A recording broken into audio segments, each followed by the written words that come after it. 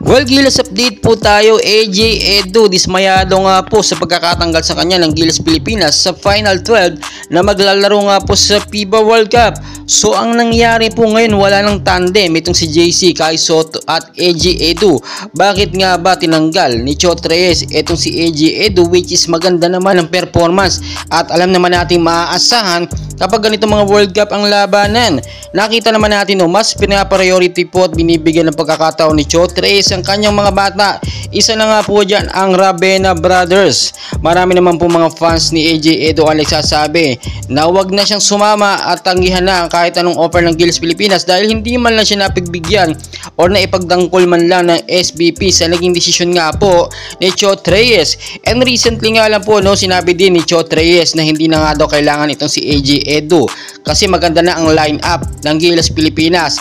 Ito nga pong si Scottie Thompson ay nakabalik na at kitang-kita naman natin sa ilang mga video at bumalik na ang shooting skills ni Scottie Thompson at bumilis talaga ang kanyang mga galawan. Bumalik na po yung kanyang kamay na nakaraan nga po na injury.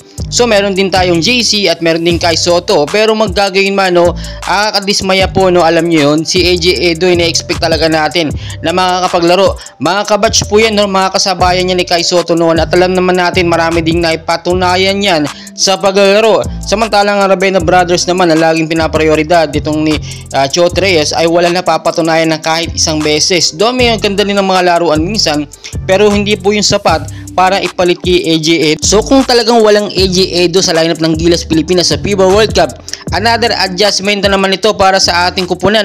Nakita nyo naman, ang ganda-ganda na nga ng mga practice sila nitong mga nakaraan lang, tapos bigla mag-a-announce ng ganito ang SBP para sa ating pambato na si AJ Edu. Do alam naman natin adjustment yan na dapat pwede rin gawing backup itong si AJ, pero syempre final lang ang decision dyan. Kinakailangan na po nila mag-practice at tutukan yung bawat player. Ilang araw na lang po magsisimula ng FIBA World Cup, so dapat ready na tayo. Isa tayo sa main host, so hindi tayo dapat mapahiya. So marami pong kaganapan, please huwag niyo pong kalimutan mag-like and subscribe for more Gilas updates. Maraming salamat po.